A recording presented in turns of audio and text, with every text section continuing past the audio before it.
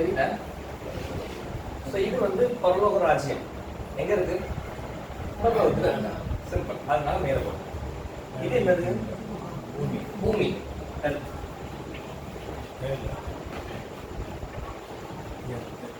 earthly kingdom.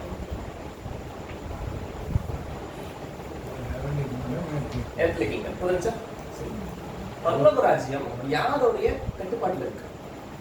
தேவனுடைய கட்டுப்பாடு. தேவனுடைய கட்டுப்பாட்டில் இருக்கு. அதுல எந்த மாற்றங்கள்? இந்த இடம் தான் ஆதாமுடைய வீழ்ச்சி. எது? இந்த இடம் இருக்கு பார்த்தீங்களா? இந்த இடம். ஸோ இதுக்கு முன்னாடி முன்னாடி உலகங்கள் இருந்தது, ஆனா மனிதர்கள் கிரியேஷன்ஸ் இருக்கு. இதுதான் ஆதாமுடைய வீழ்ச்சி. ஸோ இதான் லாஸ்ட் டைம் நான் இது சொல்றேன். இது சொல்லவே மாட்டேன். தயவு செஞ்சு நல்லா ஞாபகம் வச்சுக்கோங்க. சரிங்களா? ஆடம் சி இது வரைக்கும் புரியுதா? இந்த ஆதாமின் வீழ்ச்சிக்கு முன்பாக நல்லா கவனிக்கும். எழுதுறது ஃபோக்கஸ் பண்ணாலுமே அதே சமயத்தில் தயவு செஞ்சு ஒரு கப்சல் பண்ணிக்கோங்க. வீட்டில் போய் ப்ளீஸ் கொஞ்சமாச்சு திறந்து பாருங்க, இல்லைன்னா ஒரு பிரோஜனமும் இல்லை. சரிங்களா? ஆதாமுடைய வீழ்ச்சிக்கு முன்னாடி இந்த பூமி யாருடைய கட்டுப்பாட்டில் இருந்தது? தேவனுடைய கட்டுப்பாட்டில் இருந்தது. பூமிக்குரிய ராஜ்யத்துல யார் ராஜா? தேவன் தான். புரியுதா? எந்த மாற்றம் இருக்கு? பரலோகத்திலும் தேவன் தான் ராஜா, பூமியிலும் தேவன் தான் ராஜா. ஆதாமுடைய வீழ்ச்சிக்கு பிறகு இந்த பூமி யாரு கட்டுப்பாட்டுல இருக்கு? இப்பிரபஞ்சத்தின் தேவனானவன். தேவன்றது ஆக்சுவலி ஒரு காமன் டர்ம். கடவுள்ன்றதுமே காமனான டர்ம் தெரியும். கடவுள்ன்றது ஒரு காமனான டர்ம். அது யாரு கூட சேர்க்கிறோமோ அப்பதான் அது பொருள் தெரியும். நம்ம வயிறுக்கு கூட கடவுள் இருக்கு தெரியுமா? வயிறு தேவன், சாத்தான் தேவன், மோசே தேவன், பார்வோன் தேவன், பிதாவாகிய தேவன், ஆனா இயேசு கிறிஸ்து தேவன். அப்ப பாருங்க, தேவன்றது ஒரு காமன் டர்ம். அப்போ என்னைக்கு ஆதாம் விழுகிறாரோ, பாவம் உள்ள வருதோ, இந்த பூமி யாருடைய கட்டுப்பாட்டுல போச்சுன்னா பிசாசுடைய கட்டுப்பாட்டுல போச்சு. அப்போ பூமிக்குரிய ராஜ்யத்துல யார் ராஜாவாயிட்டான்? சாத்தான் வந்து ராஜாவாயிட்டான். சாத்தான் கட்டுறதுல என்ன இருக்கு? ஆனா நம்ம தேவன் அவர் ராஜாதி ராஜா. என்னன்னா பூமி வந்து சாத்தானுடைய கட்டுப்பாட்டுல போனாலும் யார் அனுமதி? சாத்தான் வந்து என்ன பண்ண முடியாதுன்னா பூமியில அவங்க இஷ்டத்தை எல்லாமே பண்ண முடியாது. ரெஸ்ட்ரிக்ஷன்ஸ் இருக்கு. இதை எப்படி புரிஞ்சுக்கிட்டா யோகு சாத்தானால என்னெல்லாம் பண்ண முடியும் பூமியில?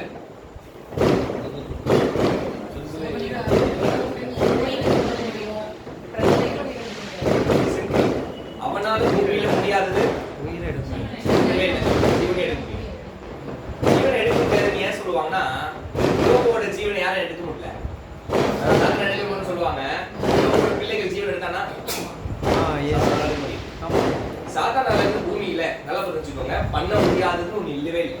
அவனால என்னன்னாலும் பண்ண முடியும். ஆனா அவன் செய்யணும்னா யார் அனுமதிக்கணும்? அவருடைய வல்லமையின் கீழே தான் சாத்தான் இருக்கான். ஆனா பூமி யார் கண்ட்ரோல்ல இருக்கு? எப்ப போயிடுச்சு? எல்லாம் புரிஞ்சுக்கணும். சரிங்களா? இது வந்து என்னது? முதல் உலகம். First world. யார் கண்ட்ரோல்ல இருக்கு? பூமி. பரலோக ராஜ்யம் அது என்னன்னு தேவன் தான். சதா காலம் அவர் தான் ராஜா. இரண்டாம் உலகம் வந்துருச்சு. இப்ப பூமி யார் கண்ட்ரோல்ல இருக்கு?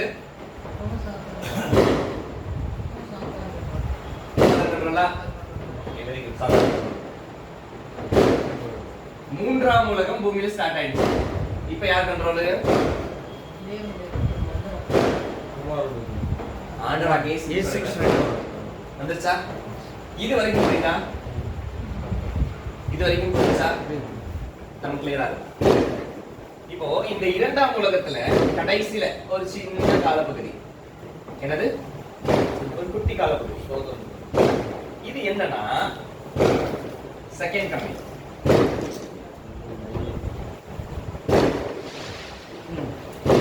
அப்ப இரண்டாம் வருகையில பிராக்டிகலா நம்ம புரிஞ்சுக்கணும், ஆண்டவராகிய இயேசு கிறிஸ்து என்ன பண்ண போறாரு. ஃபர்ஸ்ட் ஒண்ணு, அவர் பூமிக்கு வர போறாரா?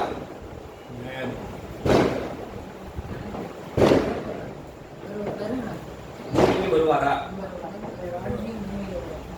ராஜ்யம் வரும்னா கேட்கிற கேள்வியோட நீ டிராவல் பண்ணணும். நம்முடைய ஆண்டவராகிய இயேசு கிறிஸ்து முதலாம் வருகையில வந்திருந்தார். பழைய ஏற்பாட்டுல நிறைய இடத்துல வந்திருந்தார் பூமிக்கு. அதே மாதிரி இரண்டாம் வருகையில வருவாரா? ஆமா, அவருடைய பாதங்கள் வந்து அந்த நிற்கும் சொல்லி இல்ல வருவார். கண்டிப்பா வருவார். இல்லை, உயிரோடு எழுப்பப்படுவார்னு ஒண்ணு இருக்குல்ல, அந்த டைம்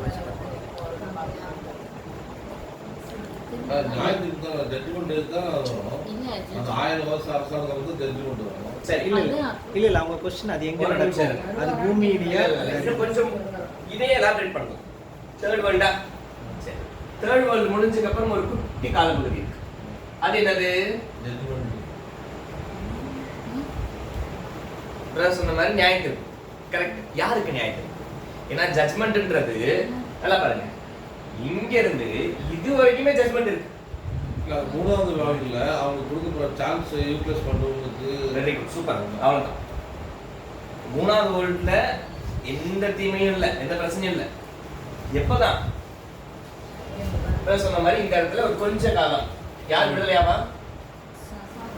சாதாரண விடுதலையாவானா? எல்லாம் அதே பார்த்து தானே. அதுக்கப்புறம் ஒரு உலகம் ஸ்டார்ட் ஆகுதா? அதுக்கு என்ன இல்லை, முடிவில்லை. இங்க வந்து ஃபுல் ஜாய் தான், எந்த பிரச்சனையுமே இல்லை, சந்தோஷம் தான் இங்க இருக்கு. நம்ம கேள்வி என்னன்னா, இது வரைக்கும் வந்துட்டோம், செகண்ட் கமிங் வரைக்கும் நம்ம வந்துட்டோம். இதை இன்னும் ஸ்பெசிஃபிக்கா என்ன புரிஞ்சுக்கலாம்னா ஐடி போட்டுக்கலாம். இதே நான் போட்டிருக்கேன். செகண்ட் ஒன்று ரெண்டா பிரிக்கலாம். Gospel age. சூப்பர், எடுத்துருக்கேன், முன்னாடி எடுத்துருக்கேன். Gospel age. காஸ்பல் ஏஜ்ல தான் எது ஓப்பனே ஆகுது? நல்லா கவனிங்க. புரியுதா? இது புரியுதுல? காஸ்பல் ஏஜ்ல தான் எது ஓப்பன் ஆகுது? காஸ்பல் ஏஜ்ன்றது முதல்ல இருக்கா?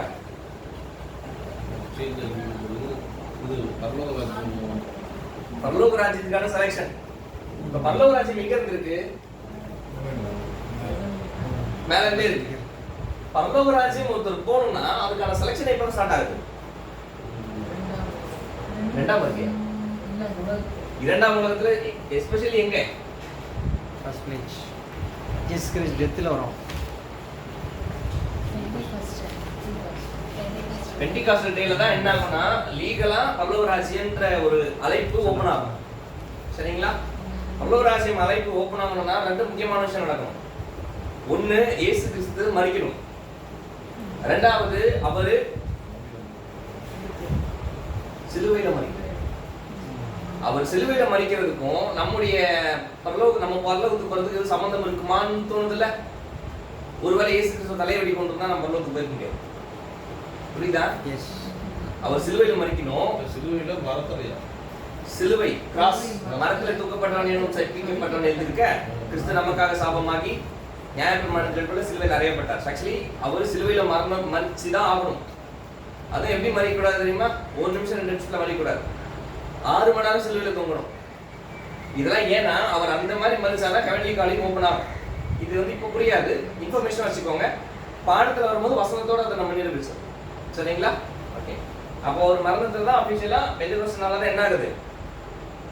பரலோக ராஜ்யம் ஓபன் ஆயிடுச்சு. அப்ப பாருங்க, இந்த ஒரு இடத்துல அழைத்திருக்கார், அவங்க நீதிமானாக்குறார், அவங்க என்ன பண்ணுவாரு? மகிமை பண்றாங்க. அப்போ ஒரு சின்ன குரூப் மட்டும் இந்த இடத்துல இந்த காலப்பகுதியில வாழ்ந்தவங்க இருக்காங்கல்ல, இவங்க மட்டும் தான் எங்க போறாங்க? பரலோக ராஜ்யம் போறாங்க. சரிங்களா? புரிஞ்சா? இப்ப அடுத்து இரண்டாம் வருகைன்றது எதுக்காக? இந்த இரண்டாம் வருகை எதுக்காக நம்ம தெரியணும்னா அதுக்கு முன்னாடி ஏன் அந்த டாட்டட் லைன் போடணும்னா சாத்தானுடைய கண்ட்ரோல்ல இருக்கக்கூடிய உலகம், அதனால இந்த டாட்டட் லைன் போட்டேன். இந்த இரண்டாம் வருகை ஸ்பெசிபிக்கா யாருக்காக?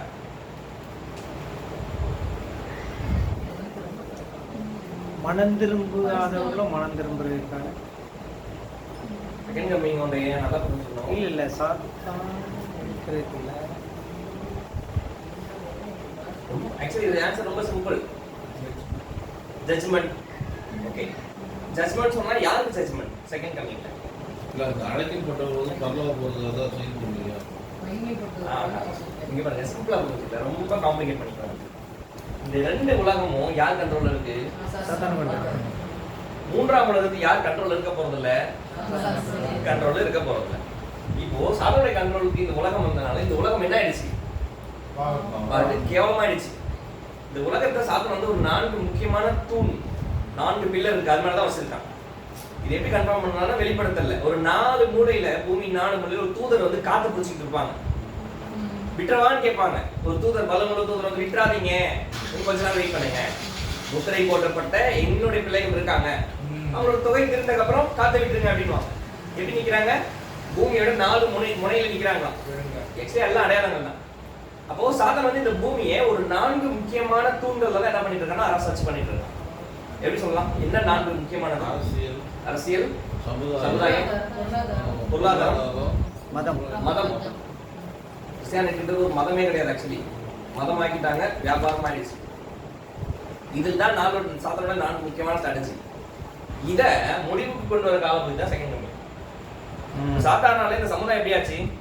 கேவலமாயிடுச்சு. சமுதாயம் எப்படி ஆச்சுன்னா, தேவன் ஒரு மனிதனை படைச்சிட்டு இதுதான்ப்பா மனிதனோட தன்மையினர். ஆனா இன்னைக்கு மனிதனுக்குள்ள இருந்து வெளிப்படக்கூடிய சுபாவம் மிருகம் மாதிரி இருக்கு. புரியுதா? அந்த மாதிரி சமுதாயம் இருக்கு. பொருளாதாரம் எப்படி இருக்கு பாருங்களேன். பணக்காரன் நல்ல பணக்காரன் ஆகிறான், ஏழை ரொம்ப ஏழையாகிறான், சாப்பாட்டு கூட வழி இல்லாத இதுதான் இருக்கு. ஆனா அவன் ராஜ்யம் எப்படி இருக்கும்? லாஸ்ட் டைம் பிரதர் எடுத்தார்ல, ராஜ்யத்துல எப்படி இருக்கும்?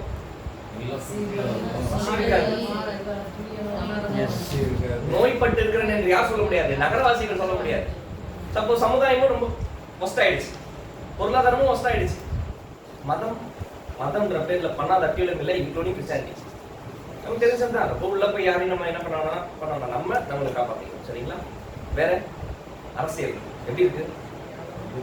ஒரு காலத்துல ராஜாக்கள் இருந்தாங்க, இல்ல டெமோக்ரஸி வேணும், மக்களாட்சி வேணும், மக்களே தான் ஏற்படுத்தினாங்க. அதை விட இது ரொம்ப பயங்கரமா இருக்கு. இப்ப என்ன பண்றாங்கன்னா, இந்த செகண்ட் கமிங்ல இது எல்லாத்தையுமே அழிக்கிறாங்க.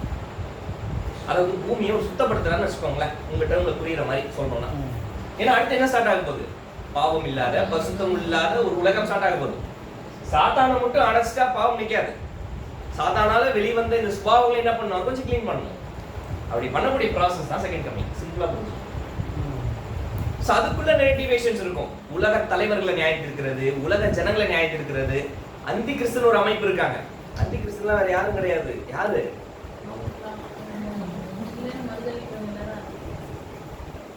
அந்தி கிறிஸ்து யாரு? சிம்பிளா சொல்லவா? ஆக்சுவலி அது 6 மணி நேரம் பாடம். நான் தான் கிறிஸ்தன் சொல்றவங்களா? கிடையவே கிடையாது. எல்லாம் யாரா சொல்லுவாங்க அந்த மாதிரி நான் தான் கிறிஸ்துன்னு சொல்றதுக்கு யாருக்கும் திராணி இருக்கா? ஒரு ஹிந்து கூட சொல்ல மாட்டான். ஏன் தெரியுமா? நம்ம ஆண்டவருடைய வாழ்க்கை அப்படி. நீங்க கிறிஸ்டியானிட்டி திட்டவங்க கூட யாரும் திட்ட மாட்டாங்க தெரியுமா? அவரை திட்ட மாட்டாங்க. திட்ட வாய் வராது. ஏன்னா அவர் வாழ்ந்த லைஃப் அப்படி இருக்கு. ஆனா நம்ம யோசிச்சு பார்க்கணும், கம்பேர் பண்ணி பார்க்கணும். காந்தியார் தானே சொன்னாரு, அப்பா like Christ I hate Christian. அதான் சொன்னாரு காந்தி. அப்போ இந்த அந்தி கிறிஸ்து யாருன்றது 6 மணி நேரம் பாடமா கண்டுபிடிச்சிடலாம். பட் ஷார்ட்டா சொல்லுவா யாருன்னு. ஆன்டி கிரைஸ்ட் வந்து என்ன பண்ணுவான்? அகைன்ஸ்டா நீங்க பைபிள் எடுத்து அந்தி கிறிஸ்துக்கான அடையாளங்கள் எடுங்களேன். எல்லாம் எப்படி தெரியுமா இருக்கும்? ஒரு துரோகம் பண்றவங்களா இருப்பாங்க. எதிரிகளா இருக்க மாட்டாங்க. விசுவாச துரோகம் முந்தி நேரிட்டு கேட்டி மகனாகிய பாவ மனுஷன். ஓகே, கிறிஸ்துவ மறுதளிப்பான், தேவனோட ஆலயத்தில் தேவன் போலவே உட்கார்ந்து இருந்து தனித்தான் தேவன் என்று சொல்கிறான். அப்பெல்லாம் இதெல்லாம் எந்த வெளிப்படுத்துதுன்னா ஒரு துரோகம். கரெக்டா? துரோகம்ன்றது கூட இருக்கிறவங்க பண்ணுவாங்களா இல்ல ஆப்போசிட்ல இருந்து பண்ணுவாங்க? யார் கூட தான் இருக்காங்க? கிறிஸ்டியானிட்டிக்குள்ள தான் இருக்காங்க. Anti Christ. ஆன்டி கிரைஸ்ட்ன்றது ஒரு ஸ்பிரிட். அது ஆக்சுவலி உங்களுக்குள்ள கூட இருக்கலாம். ஸ்பிரிட்னும் போது சிந்தை சிம்பிள் இப்போதைக்கு புரிஞ்சுக்கலாம். ஆத்மான்ற பாடத்துல இன்னும் தெளிவாக நம்ம ஒரு புரிதலுக்கு வந்துடலாம். ஸ்பிரிட்னும் போது எனக்குள்ள இருக்கக்கூடிய சிந்தை. இயேசு கிறிஸ்துவ மறுதளிக்கிற எல்லா ஆவியும் தான் ஆவிதான். அது அதிக ஆவிதான். புரியுதா? இப்ப நான் இயேசு கிறிஸ்துவ நான் மறுதளிப்பேனா? வாயில மறுதளிக்க மாட்டேன். சூழ்நிலையில சிந்தனையில நான் பண்ணுவேன். ஆனா நம்ம சாத்தான் வந்து நம்மள பிராக்டிகலா நம்ம சாத்தானோட கையில உட்காந்துக்கிட்டே அவனை எதிர்க்கணும்னு சொல்லிட்டு இருப்போம். இதுதான் அவனோட ஸ்ட்ராட்டஜி. நம்ம ஏமாறதே தெரியாது, ஏமாத்திடுவான். சாத்தானோட ஸ்ட்ராட்டஜி நம்ம ஏமாந்துட்டோனே தெரியாது, ஆனா நம்ம ஏமா வந்து உட்காந்துருப்போம் அப்படியே சவுல் மாதிரியே. சவுல் வந்து ராஜாவை இழந்துட்டாரு, சாத்தான் உள்ள புகுந்துட்டான். எப்போ தாவீது அபிஷேகம் பண்ணும்போது என்ன நினைச்சிட்டு இருக்காரு? 7 வருஷமா நினைச்சிட்டு இருக்காரு அவர் தான் ராஜா ராஜான்னு. 7 வருஷம் ஆச்சு ராஜா ராஜாவுக்கு வந்து. யாருக்கு தெரியல, சவுலுக்கே தெரியல. இதுதான் ஆக்சுவலி நம்மளும் ராஜா வாய்க்கப்பட்டிருக்கோம்ல, ராஜா வாங்குறதுக்கு நம்ம அழைப்பு இழந்துட்டோம் அப்படின்றது தெரியாது. ஆனா ஸ்டில் உள்ளே இருக்கும். அப்போ நிறைய தெளிவுகள் நமக்கு வேணும். நமக்குலாம் நம்மள எப்படி என்ன ஆயிடுச்சுன்னா, நம்ம சின்ன வயசுல இருந்தே சிலதெல்லாம் வந்து கேட்டு பழகி வளர்ந்துட்டோம். அதுல ஒண்ணுதான் நம்ம எக்ஸாம்பிள் பார்த்தோம்ல, திருடனை போல் வராருன்றதுக்கு. நான் சொன்னேன் உங்களுக்கு, இன்க்ளூடிங் நீங்க பேதுரு படிங்களேன், பேதுருல வசனம் இருக்கும், அது 2ஆம் வருகை பத்தியே பேசாது. கர்த்தருடைய நாள் இரவிலே திருடன் வரும்போது வரனால நீங்க ஜாக்கிரதையா இருக்கான்னு அந்த கான்ட்ராக்ட் ஃபுல்லா படிச்சு பாருங்க. 1ஆம் வசனத்துல இருந்து. அது செகண்ட் கமிங் பத்தியே பேசாது, அது வேற ஒரு விஷயத்தை பத்தி பேசும். பட் செகண்ட் கமிங்க்கு கொஞ்சம் கிட்ட இருக்கிற ஒரு டைம் வச்சுக்கோங்களேன். ஆனா செகண்ட் கமிங் பத்தியே பேசாது. ஆனா நமக்கு எப்படி ஆயிடுச்சுன்னா, ரகசியம் பகிரங்கம் அப்படின்ற வார்த்தை, நான் கிறிஸ்டியானிட்டியில பிறந்ததுல இருந்து, நான் அங்கதான் பிறந்தேன், எங்க அப்பா வரை என்ன சர்ச்சுக்கு கொண்டு போவாங்க. அது எனக்குள்ள போய் அதெல்லாம் பைபிள் இல்லாத டேர்ம் எனக்கு எங்க இருக்கு? ஆனா அந்த மாதிரி வார்த்தையே பைபிள் கிடையாது. நான் போறேன், உங்களுக்கு ஒரு ஸ்தலத்தை ஆயத்தம் பண்ணிட்டு திரும்ப நான் வந்து நான் இருக்கிற இடத்துக்கு உங்களை கூட்டு போறேன். ஓகே, வராரு, சரி, நான் வருவேன், வந்து இந்த உலகத்தை நியாயம் இருப்பேன், முடிவுக்கு கொண்டு வருவேன், என் ராஜ்யத்தை ஸ்தாபிப்பேன். சோ இந்த மாதிரி தான் வருவேன் தான் சொல்லியிருக்காரு, தவிர அந்த ரகசியமா நான் வந்துருவேன் இல்ல பகிரங்கமா வருவேன் டேர்மே பைபிள்ல இல்ல. இது எப்படி வந்திருக்கு? நான் வாழ்ந்த லைஃப் அந்த மாதிரி எனக்கு கொஞ்சம் கொஞ்சமா உள்ள சொல்லி கொடுத்து இல்லாத ஒண்ணு இருக்குன்னு நினைச்சிட்டு இருக்கேன். மற்ற இடத்துல இன்க்ளூடிங் நம்மளுமே பேய பார்த்து பயப்படுவோம்ல, அப்படி ஒண்ணு இல்லவே இல்ல. நமக்குள்ள சொல்லி நம்ம சின்ன வயசுல இருந்து படம் பார்த்து அந்த இதெல்லாம் பார்த்து அப்படி ஒண்ணு இருக்கு போல. வசனம் என்ன சொல்லுங்க தெரியுமா?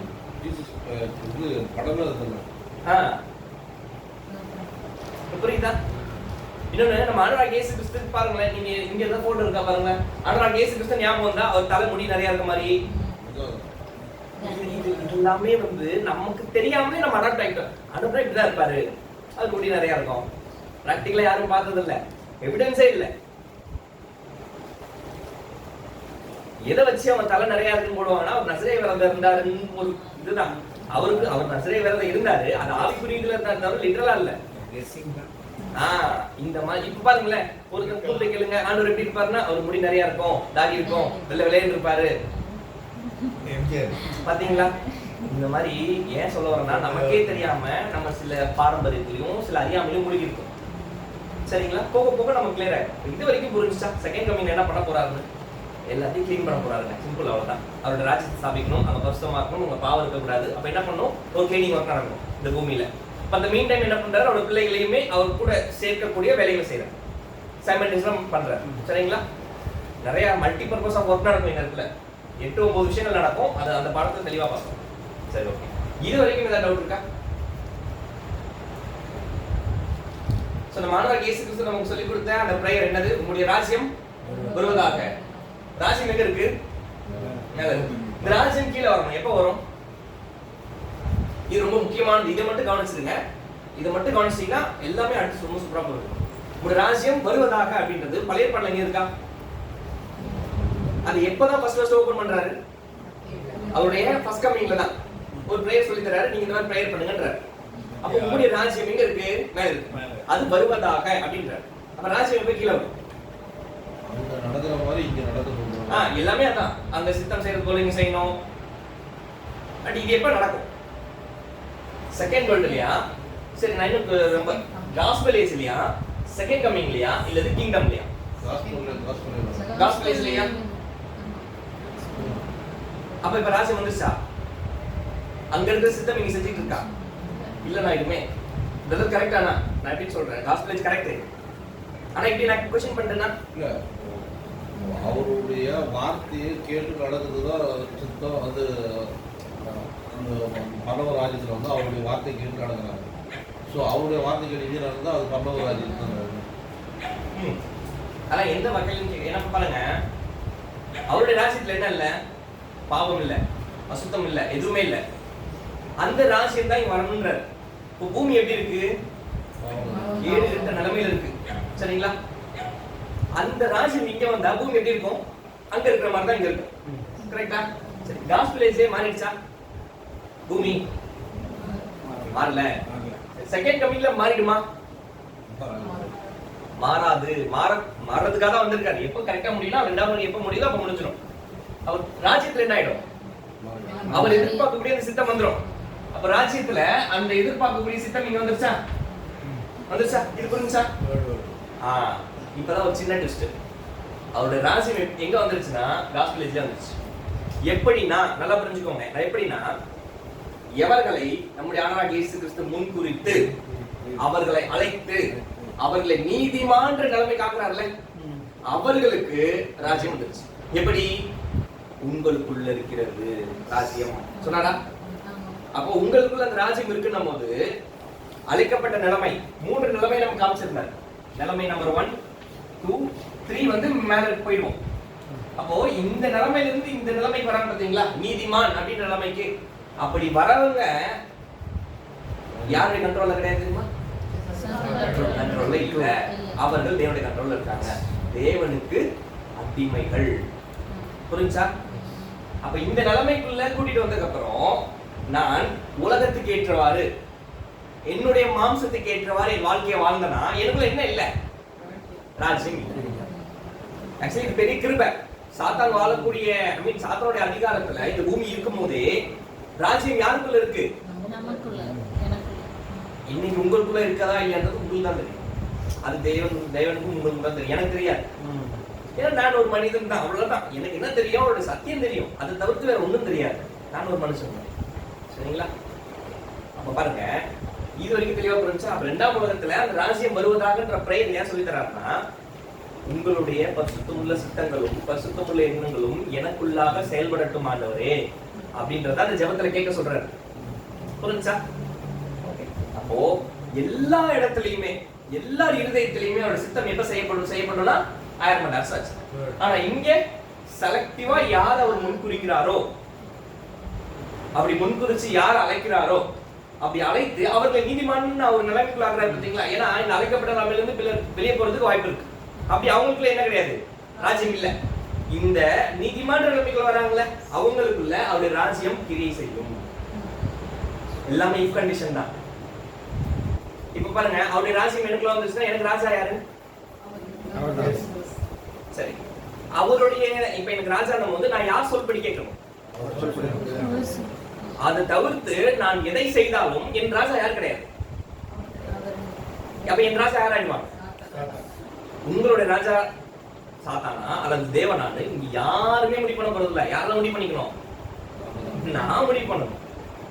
நான் வாழ்க்கையில் எடுக்கக்கூடிய டிசிஷன்ஸ் இருக்கு பாத்தீங்களா, அதான் முடிவு பண்ணணும். ஸோ இதுக்குள்ள அப்படியே ரொம்ப கேரக்டர் குணாதிசயங்களை சார்ந்து உள்ள போகலாம். அதான் வேணாம், அது நீங்க உங்களுக்கு போயிட்டோம். ஏன்னா எல்லாருமே அனுபவம் வாய்ந்தது. ஸோ அது உங்களுடைய வாழ்க்கை நீங்க நிதானிச்சு உள்ள போயிடும். சரிங்களா? சரி, இப்போ இன்னைக்கான பாடத்துக்குள்ள போகலாம். இன்னைக்கான பாடம் வந்து 10 மினிட்ஸ்ல முடிஞ்சிடும். ரொம்ப சிம்பிள். இது ரொம்ப கிளியரா புரிஞ்சா? இப்போ இன்னைக்கு நமக்கு உடைய பாடம் என்ன அப்படின்னா, நமக்கு கொடுத்த ஒரு மிகப்பெரிய ரோல் என்னது? இங்க போனோம், ஒரு ராஜ்யத்துக்கு போனோம். ராஜ்யம் சொல்லும் போது உங்களுக்கு ஸ்ட்ரைக் ஆகும். ராஜ்யம் 2 விஷயம் இருக்கு. அவருடைய ராஜ்யம் பூமியில இருக்கும், பரலோகத்துல இருக்கும். நம்ம அவருடைய ராஜ்யத்துல எங்க போக போறோம்? பரலோகத்துக்கு போக போறோம். அது கன்ஃபார்ம் ஆயிடுச்சு. பூமியில அவருடைய ராஜ்யத்துல பூமியில ஆளுகை செய்ய போறது யாரு?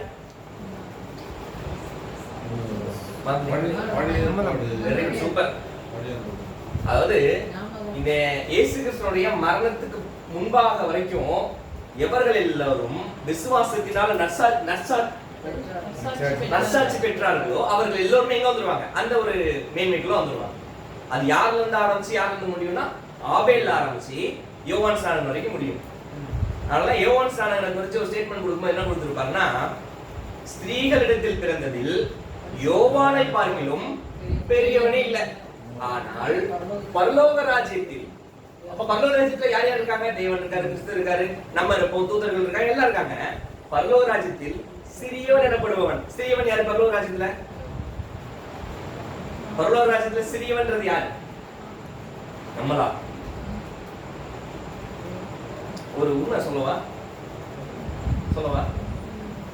சரி, இன்னைக்கு நம்ம ஆண்டவராகிய இயேசு கிறிஸ்துவுக்கு எவ்வளவு வல்லமை இருக்கு?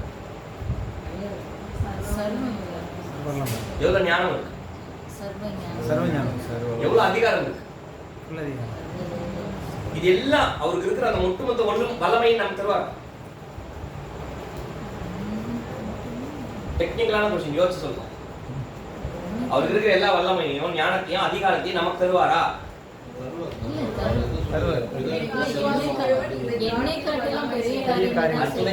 பூமியில செய்வான். நான் என்ன கேட்கிறேன்னா, இப்ப பரலோகத்துல அவருக்கு ஒரு மகிமை இருக்கு, வல்லம் இருக்கு, அதிகாரம் இருக்கு, அத நமக்கு தருவாரா? இல்ல பிதா சித்தமானதான் அதுவா ரைட்ல லெஃப்ட்ல உட்கார்ந்து கேட்பாங்க. அது என்னுடைய இதுல பிதா சரி, பிதா விசித்தமா இருப்பாரா? இப்படி போறேன். இதுதான் என்னன்னா, நம்ம ஆண்டவருடைய அன்பு என்னன்றதை புரிய வச்சிருக்கோம். இப்ப அவர் யாரு? தலையா? ஆமா. நம்ம எதுல போய் இணைய போறோம்? சரீரம். அவருடைய சரீரத்துல இணைய போறோமா? இது எல்லாமே சேர்த்துதான் என்னது? The Lord Jesus Christ. இந்த எல்லாமே சேர்ந்ததுதான். அதனால கிறிஸ்து என்னன்னு நான் சொல்லிருக்க மாட்டேன். கரெக்டா? நீங்களாம் சொன்னீங்க, அந்த ஆன்சர் மட்டும் நான் அப்சர்வ் பண்ணிக்கிட்டேன். கிறிஸ்துக்கான அர்த்தம் இப்ப பார்க்க போறதுல ஃபியூச்சர்ல பார்க்கலாம். ஸோ கிறிஸ்துன்ற போது இதுல யார் வந்துருவா தெரியுமா? நம்மளும் வந்துருவோம், சபையும் வந்துருவோம். தலை சரீரம். அப்ப அவரோட சரீரத்துக்குள்ள போகும்போது அவருக்கு என்ன இருக்கும் எல்லாமே யாருக்கு இருக்கும்? இன்னைக்கு நம்ம வாழ்க்கையை அப்படியே பாருங்க. கண்ணாடியில இப்ப நான் போய் என் கண்ணாடியில பார்த்தேன்னா நானே தூங்கிடுவேன். எல்லா அளவுக்கு தண்ணி கிடையாது. அந்த அளவுக்கு பெரிய கிரேஸ் கொடுத்துருக்காரு. நம்ம ஏதோ சாதாரணமா பரலோகத்துக்கு போறோம். இதுலயும் நம்மள ஏமாத்திட்டாங்க பயங்கரமா. அங்க இருக்கு தங்கத்துல என்ன இருக்கும்? தட்டு இருக்கும், தங்கத்தை தர இருக்கும், தங்க ஃபேன்ஸ்டிக் இருக்கும். அப்படியே நம்மளை ஏமாத்தி அந்த மேன்மை என்னன்றது புரியாம போயிட்டோம். எல்லாம் சாதோட விவசாயம் தான். பரலோகம் போக போனா இந்த மேன்மை புரியுதா?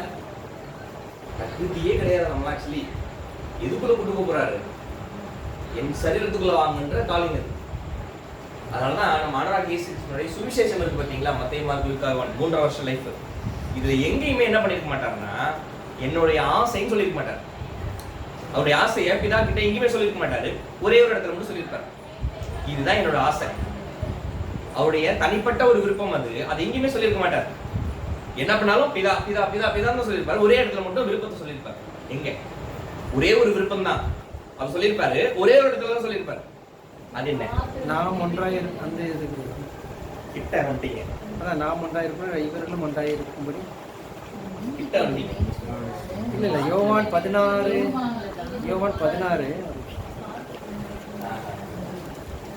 கிட்ட போயிட்டாரு. யோவான் 17ல நான் அவர்களும் நீர் என்னிலும் இருக்கும்படி வேண்டிக். ஆமா, அது கிடையாது. நான் எங்கே இருக்கிறேனோ அங்கே அவரும் ரெண்டு கூட இருக்க விரும்புகிறேன். அண்டர்லைன் பண்ணியிருக்கேன். பாருங்க, இதெல்லாமே எப்போ போடப்பட்ட பிளான் தெரியுமா? பிதாவே, உலக தோற்றத்துக்கு முன்பாக. எடுத்தீங்களோ? பிதாவை நோக்கி இயேசு கிறிஸ்து வேண்டுதல் சொல்லி நான் பாயிண்ட் பாயிண்டா போட்டது. 1 2 3 4 5 இது 6 பாயிண்ட். இந்த பிரேயர்ல நிறைய இருக்கும், பார்க்கலாம். ஃபியூச்சர்ல பயங்கரமா இருக்கும். இங்க பாருங்க, என்டையர் பிளானிங்கே தேவன் எதற்கு ஏற்றவாறு டிசைன் பண்ணாரு தெரியுமா? அவர் குமாரனுடைய விருப்பத்துக்கு ஏற்றவாறு தான் டிசைன் பண்ணியிருக்காரு. குமாரனுடைய விருப்பம் என்ன? எனக்கு ஒரு ஜனங்கள் வரப்போறாங்க ஒரு காலத்துல. அவங்க என்னுடைய மகிமையை பார்க்கணும், எனக்குள்ள இருக்கணும், நான் எங்க இருக்கணும் அங்கேயே அவங்க இருக்கணும். இதுதான் என்னோட என்னது விருப்பம்ன்றத எங்க வெளிப்படுத்திருக்காருன்னா ஃபர்ஸ்ட் கமிங்ல கீழே இருக்கும் போது வெளிப்படுத்திருக்காரு. ஆனா அந்த விருப்பத்தை அவருக்குள்ள இருக்கும் போது அது எப்பவே தெரிஞ்சிருக்கும் பிதாக்கு. தோற்றத்துக்கு முன்பாக தெரிஞ்சிருக்கும். அப்ப இது கேட்கிறவங்க எதை பண்ணிருக்காரு? சிலர் வந்து சில அறிவுபூர்வமா கேள்வி கேட்கிறவங்க கொஞ்சம் முட்டாள்தனமா கேட்பாங்க. என்ன தெரியுமா? ஆதாம் பழம் சாப்பிடும் போது ஏன் தேவன் போய் தடுக்கீங்கன்னு கேட்பாங்க. என்னைக்கே இந்த கேள்வி ஃபேஸ் பண்ணிருக்கீங்களா? யோசிச்சிருக்கீங்களா? சரி, அப்படி ஒரு கேள்வி நான் கேட்டேன்னா என்ன பதில் சொல்லுவீங்க?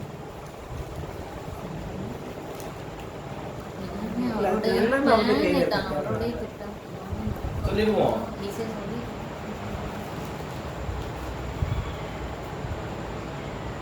சரி, விருப்பம் என்னன்னு தெரிஞ்சிருச்சா? யாரோட விருப்பம்? இயேசு கிறிஸ்துவோட விருப்பம் என்னன்னு தெரிஞ்சிருச்சா? சரி, இந்த விருப்பத்தை செயல்படுத்தணும்னா என்ன வேணும் உலகத்துல? டெஸ்ட் அண்ட் ட்ரையல் வேணும். ஏன் தெரியுமா? கீழே வந்தார்ல ஒருத்தர், ஆண்டவராகிய இயேசு கிறிஸ்து வந்தார்ல, திரும்ப அவர் மேல போகணும்னா சும்மாலாம் போக முடியாது, வாழ்க்கை வாழ்ந்தாதான் போக முடியும். அவர் குமாரனா இருந்தாலும் வாழ்ந்துதான் ஆகணும். வசனம் இருக்கா அதுக்கு? குமாரனா இருந்தாலும் சும்மா வந்து பக்கத்துக்கு போயிட முடியாது. அப்படிங்க எபிரேயர்ல 4ஆம் அதிகாரம்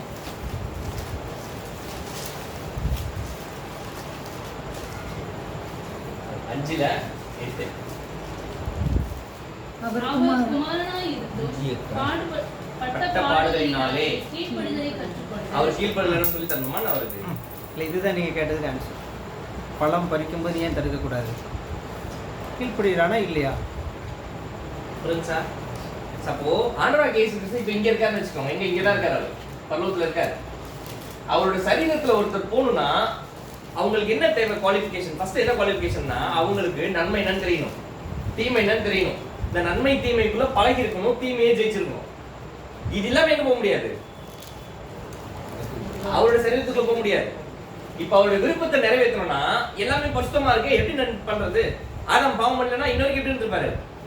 உண்மையிலே இருந்திருப்பாரு, நிறைய பிள்ளைகள் பிறந்திருப்பாங்க, நம்மளும் இருந்திருப்போம். நம்ம பாவம்னா என்னன்னு தெரிஞ்சிருக்காரு, மரணமும் இருந்திருக்காரு, அப்படியே வாழ்ந்திருப்போம். புரியுதா? ஆனா பிளான் அது கிடையாது. எங்க போகணும்?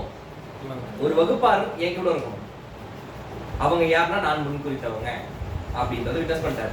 அப்படி முன்குறிக்கப்பட்டவர்கள் மேல வரணும்னா உலகத்துல என்ன வரணும்? ஒரு தீமைன்றது வரணும்.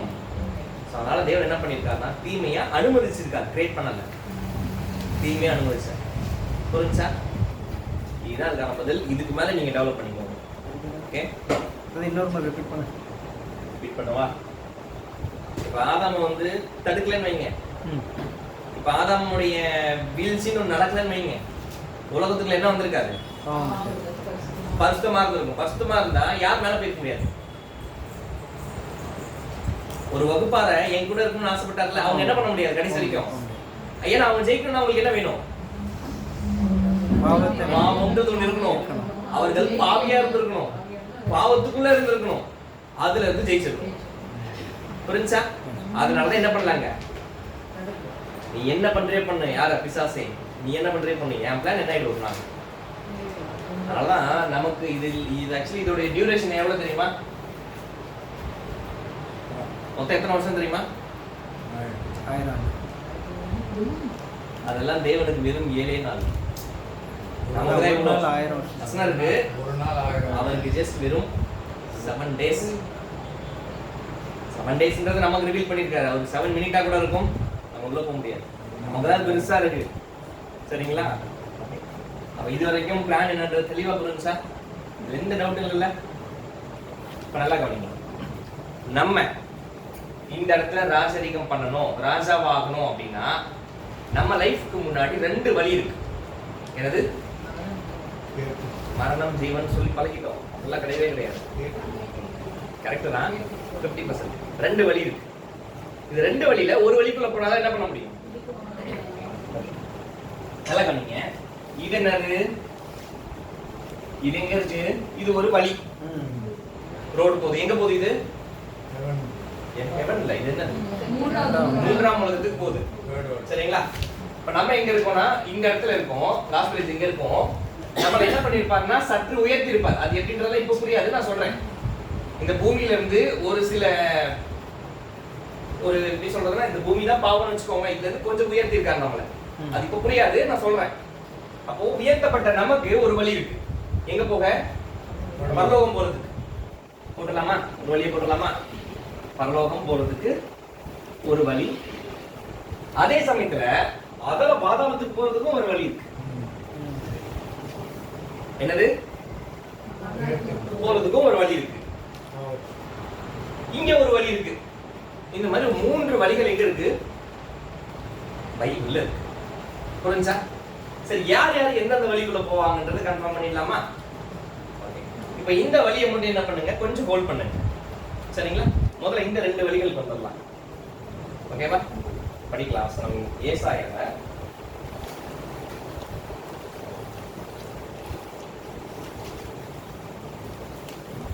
எரேமியா 6ஆம் அதிகாரம் 16ஆம் வசனம்.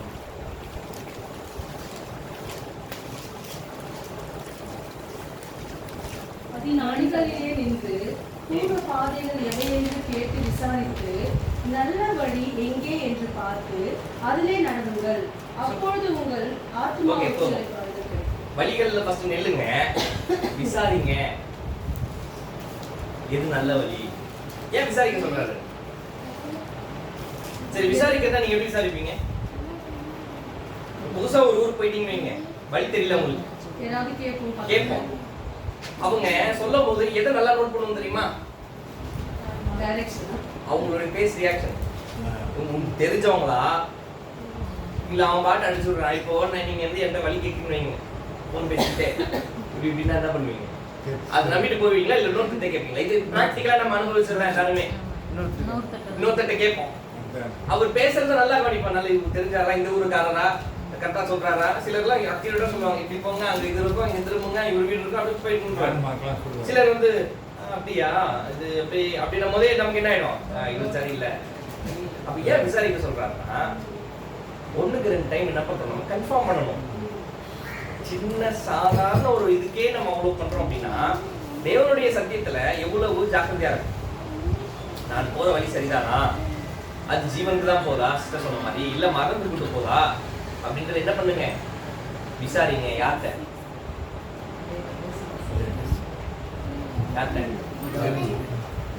பைபிள் விசாரிங்க. தேவன்கிட்ட போய் கேட்டீங்கன்னா எங்க கை காட்டுவாரு, நான் எழுதி கொடுத்துருக்கேன் போய் படிப்பான்னு. சரிங்களா? சரி, அப்போ இந்த மாதிரி ஒரு 2 வழி இருக்கு. இது எந்த வழியில போகணுன்றதுதான் இன்னைக்கான பாடம். 5 மினிட்ஸ்ல முடிக்கிறது பாடம், ரொம்ப சிம்பிள். பாருங்க, 2 வழி இருக்கா? இது என்னது? வழி நம்பர் 1. இது எங்க போகுது? பரலோகத்துக்கு போகுது. வழி நம்பர் 2 பாதாளத்துக்கு போகுது. பாதாளம் போது மரணத்துக்கு போகுது. சிம்பிள். சரிங்களா? மரணம் போது 2 விஷயம். ஒண்ணு வந்து லிட்டரலான மரணம், இன்னொன்னு மரணத்துக்குரிய வாழ்க்கை, பூமிக்குரிய வாழ்க்கை. சரிங்களா? இந்த 2ஆம் நம்பருக்கு வழியை ஓபன் பண்ண யார்? வழின்னு இருந்தா அதுக்கு ஒரு கேட் இருக்கும்ல. முத போட்டு வச்சிருக்காரு. 2மே லாக்ல தான் இருக்கு. இந்த சாவி போட்டு திறந்தவர் யார்? பேதுருவா. இப்போ ஒரு இடத்துல சாவி கொடுத்துட்டாலே அப்போ எல்லா கேட்டு சாவி பேதுருட்டு தான் இருக்கா? அப்போ காயினா படிக்கலாமா யாருன்னு? ரோமர்ல 6ஆம் அதிகாரம் 23ஆம் வசனம்.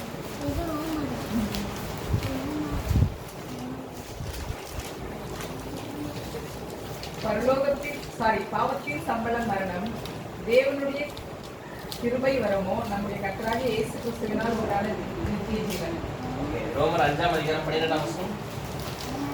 இப்படியாக ஒரே மனுஷனாலே பாவமும் பாவத்தினாலே மரணமும் உலகத்திலே பிரவேசித்தது போலவும் எல்லா மனுஷரும் பாவம் செய்தபடியால் மரணம் எல்லாருக்கும் வந்தது போலவும் இதுவும் ஆயிற்று. சங்கீதம் 51:5.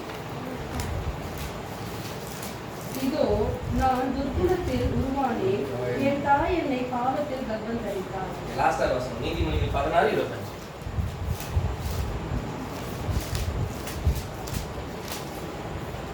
மனுஷனுக்கு செம்மையாய் தோன்றுகிற வழி உண்டு, அதில் முடிவோ மரணம். வசனம் நோட் பண்ணிட்டீங்களா? நான் ஏன் அப்படி பண்றேன்னா, நான் சப்ஜெக்ட்ல ஒவ்வொரு டைம்ல வசனம் கொடுக்கும்போது கான்சென்ட்ரேஷன் மிஸ் ஆகுது. நீங்க எழுதுறதுல ஃபோக்கஸ் பண்ணிடுங்க. எல்லா வசனம் எழுதிட்டீங்களா? எல்லாம் இமோஜி பாருங்க. பார்க்க கொஞ்சம் பிடிக்காது, பட் அட்ஜஸ்ட் பண்ணி பாருங்க.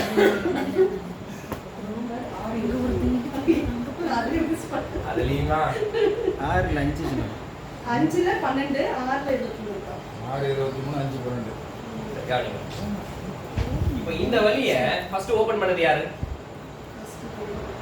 யார் ஓபன் பண்ணாருன்னா, ஒரு மனிதனால பாவம் வந்தது போல. அப்ப ஓபன் பண்ணது யாரு? ஆதாம். கேக் கட் பண்ணி ஓபன் பண்ணிட்டார். சரிங்களா? எல்லாரும் எதுக்குள்ள தான் போறாங்க? ஏன்? நான் துர்குணத்தில் உண்டானேன், என் தாய் என்னை. அதனாலதான் இந்த வழியை நம்ம ஆண்டவராகிய இயேசு கிறிஸ்து பேசும்போது எப்படி பேசியிருப்பாரு தெரியுமா? மத்தேயுல 7ஆம் அதிகாரத்துல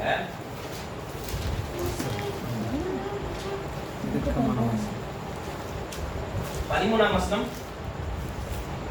இடுக்கமான வாசல் வழியாய் உட்பிரவேசியுங்கள். கேட்டுக்கு போகிற வாசல் விரிவும் வழி விசாலமுமாய் இருக்கிறது, அதன் வழியாய் பிரவேசிக்கிறவர்கள் அநேகர். இடுக்கமான வாசல் நம்பர் 1 சொல்லிட்டாரு. ஆனா நம்பர் 2 பத்தி சொல்லும்போது சொல்றாருன்னா பெருசா இருக்கு. எல்லாரும் அதுக்குள்ளதான் போறாங்க. எதுக்குள்ள? நினைச்சாலும் இது போக முடியாது அவங்களால, இதுக்குள்ள வர முடியாது. ஏன்னா பிறக்கும் போது இதுலதான் பாவத்துல தான் எல்லாரும் ஆட்டோமேட்டிக் எங்க போய் ஆகணும், போய்தான் ஆகணும். ஆனா நம்ம ஆண்டவராகிய இயேசு கிறிஸ்துவோட பெரிய கிருபையினால அவர் என்ன சொல்றாருன்னா, இப்ப இன்னொரு வழி இருக்கு, நீங்க யாரும் கவலைப்படாதீங்க. எல்லாரும் பாவத்துல போறீங்க, ஆனா ஒரு வழி இருக்கு, யாரும் கவலைப்படாதீங்க. அதான் ரொம்ப இடுக்கமா இருக்கும், பரவாயில்லையா? கஷ்டமா இருக்கும், பரவாயில்லையா?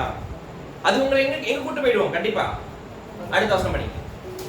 ஜீவனுக்கு போகிற வாசல் இடுக்கமும் வழி நெருக்கமுமாய் இருக்கிறது, அதை கண்டுபிடிக்கிறவர்கள் சிலர். இங்கதான் பெரிய விஷயமே இருக்கு. ஒரு வாசல் இருக்கு, இடுக்கமா இருக்கும், அது உங்களை நிச்சயமா எங்க கூட்டு போயிடும், ஜீவனுக்கு கூட்டு போயிடும். பிபிக்கல் டர்மோட வாங்க, அது ரொம்ப கரெக்டா இருக்கும். பரலோகம்ன்றது கரெக்ட் தான், ஆனா அவர் என்ன யூஸ் பண்ணிருக்காரோ அதுலதான் மீனிங் வெளியே வரும், ட்ரூத் வெளியே வரும். ஜீவனுக்கு கூட்டு போயிடும், ஆனா அதை கண்டுபிடிக்கிறவங்களே ஏன்? சரி, இன்னைக்கு நான் பரலோகத்துக்கு போறேன், நான் ஜீவனுக்குள்ள போறேன்னு எத்தனை பேர் சொல்றாங்க? ஜீவனும் சொல்ல முடியாது, பரலோகத்துக்கு ஏதோ ஒண்ணு எத்தனை பேர் சொல்லுவாங்க?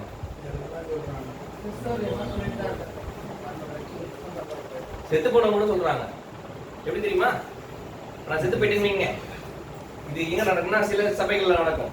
வந்து எனக்கு இப்ப நான் செத்து போயிட்டேன்னா என்னோட ரத்த சம்பந்தம் யாராவது என்ன பண்ணுவாங்க, ஞானஸ்தானம் எடுப்பாங்க. அப்படி அவங்க ஞானஸ்தானம் எடுக்கிறது மூலியமா நான் எங்க போயிருவேனா? கனவுல கூட நடக்காது. இப்படி எல்லாம் இருக்கு. எதுல? நம்ம கிறிஸ்டியானிட்டிக்குள்ளதான். ஆனா இவர் கோட் பண்ற அந்த ஜீவனுக்குரிய வாசலை கண்டுபிடிக்கிறவங்களே சிலர்னு யார் சொன்னது? அந்த வழியை போட்டவரே சொல்லிட்டாரு. எப்பா இங்க பாருங்க, 2 முக்கியமான டாஸ்க் இருக்கு. அந்த வழியை கண்டுபிடிக்கிறதே என்னது? கொஞ்சம் பேர் தான். அது உள்ள போறது, உள்ள போயிட்டு திரும்ப வெளியே வர்றது. புரிஞ்சா? 3 விஷயம் இருக்கா? கண்டுபிடிக்கணுமா, உள்ள போயிடணுமா? ஏன்னா அது எப்படி இருக்கு? இடுக்கமா இருக்கு. உள்ள போகும்போது மாட்டிட்டு செத்துட்டனா புரிஞ்சதுல, வெளியே வரணும்ல. இல்ல உள்ள போயிட்டு இதுல கால் உள்ள விட்டு மாட்டிக்கிச்சுன்னா என்ன? இது எங்க இருக்கு தெரியுமா? அப்படியே இந்த 3 ஸ்டேஜ்ல இருக்கும். அழைக்கப்பட்டவர்கள், நீதிமான், மகிமை. கண்டுபிடிக்கிறவங்க அழைக்கப்பட்டவர்களே. இப்போ நான் கண்டுபிடிச்சிட்டேன், அதை பாக்குறேன், என்ன பயமா இருக்கு, நான் வரல நின்ட்டா இல்ல. சரி, நான் உள்ள போயிட்டேன், தைரியமா உள்ள போயிட்டேன், ஆயிட்டேன், மாட்டிக்கிட்டேன். நீதிமான நிலைமைக்குள்ள வந்துட்டேன், மாட்டிக்கிட்டேன்னா அப்படி முடியாது. வெளியே வந்தாலும் என்ன பண்ண முடியும்? ஜீவனுக்குள்ள போக முடியும். புரிஞ்சா? அந்த வாசல் தான் இது. இப்ப இது வந்து பெருசான ஒரு இன்ட்ரோடக்ஷன் வேண்டாம், போதும். ஓபன் பண்ணது யாரு? ஆதாம். எல்லாரும் அதுக்குள்ளதான் போறாங்க. நினைச்சாலும் என்ன பண்ண முடியாது, வெளியே வர முடியாது. இயேசு கிறிஸ்துவோட பெரிய கிருபையினால ஒரு வழி இருக்குப்பா, அதுக்குள்ள போனா எங்க போயிடலாம்? ஜீவனுக்குள்ள போயிடலாம். ஆனா கண்டுபிடிக்கிறது என்னது? சுலபம் இல்ல.